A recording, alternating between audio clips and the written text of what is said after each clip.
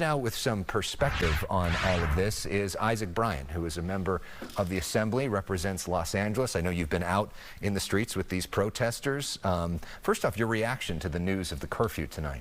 I think it's definitely in the mayor's prerogative, but I think, as you've mentioned, we're talking about 1% of the entire city. We're also talking about largely peaceful protests. We're seeing these incidents. We've seen LAPD respond to these incidents, but the people have been out here speaking, and the mayor's just responding to the needs of the city. But we have seen some anarchists who we see at event after event who come in, take advantage of these situations. We saw them last night causing all sorts of chaos. Yeah. And this potentially is a solution to that problem, right? To basically stop those people from being out on the streets late at night. Well, we've definitely seen this work in the past, and I would liken this to the map that we saw, right? 99% of the people who are out on the streets are protesting peacefully. There's a small fraction that are dictating the narrative of the whole, but I refuse to let them define the movement that's happening. I've seen beautiful joy and solidarity and celebration and protest in these streets, and it's what makes LA beautiful. So talk to us about your main perspective, your main message you're trying to get out in terms of why you're out there protesting.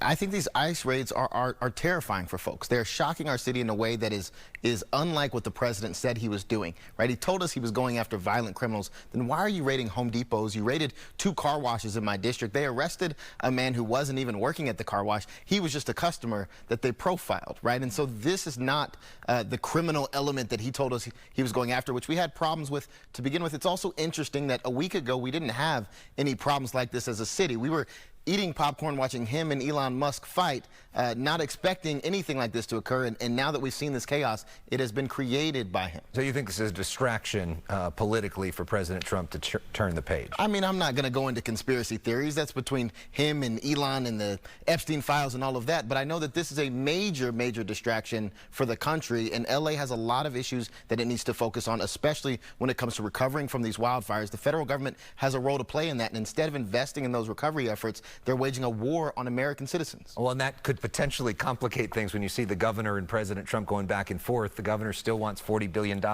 from President Trump for wildfire relief. We'll see what this does for that. Yeah. But talk to us more about this car wash situation you're talking about. This is in Culver City, right? What happened? The Culver City car wash, a Westchester car wash. ICE agents rolled up, didn't identify themselves, started harassing folks who worked at the car washes and customers, and ended up leaving with about 8 people. We don't know where they are. We've heard reports that they're all the way in Texas. There's a very tragic video of a 15-year-old son of a patron, Arturo Vasquez, who was picked up. He wasn't working at the car wash. There was no way to know that he was there. He was getting his car cleaned, and now his 15-year-old son doesn't know where his father is. We have to do better than this. We are better than this. This is un-American. How do you think illegal immigration should be handled? I think we have to have a process that respects the asylum process, that makes sure that America is a welcoming place for everybody, and that we differentiate between people who are working hard to contribute to an American society that doesn't always contribute back to them. We have many people who pay, for example, into federal taxes, don't withdraw Social Security back. All they're trying to do is put food on their tables. That's what we've been for other constituencies around the world. That's who we've been for everybody. We are a nation of immigrants.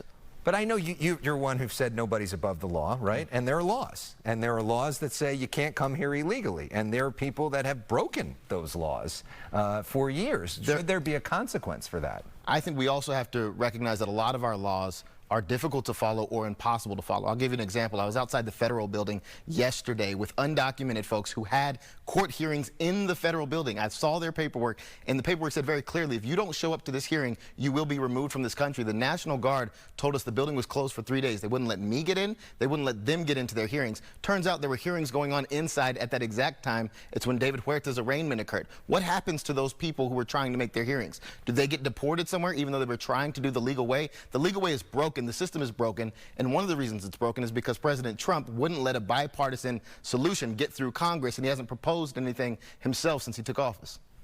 And so where do we go from here? Because obviously the rhetoric, the tension, very, very high.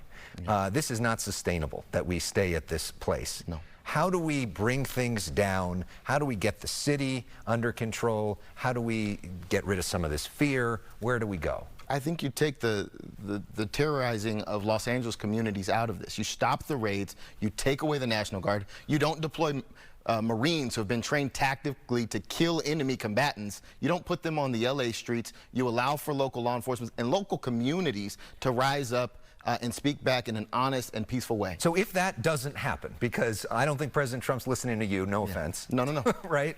So we're probably going to have this here for at least a little while. How do we coexist in this world? We don't coexist with authoritarianism. We have to speak up. We have to mobilize. We have to be active. He is escalating this conflict. If he won't back down and he's daring the people of Los Angeles to allow him to rule our city by force, that's just not going to happen. We have too many people who care too deeply about this country to allow him to override everything that we stand for. By the way, we were looking at some video. The video we just showed a second ago was somebody blowing bubbles, which is something that you posted on your social media. Last word to you, what's the point you're trying to make with that person blowing the bubbles? That there is peace in these streets, there is beauty, there is solidarity, there is protest. That is as American as anything else. What we're seeing from ICE, what we're seeing from the National Guard, and what we're seeing from the military coming into our city, that is not American. It's not who we are. We're better than this.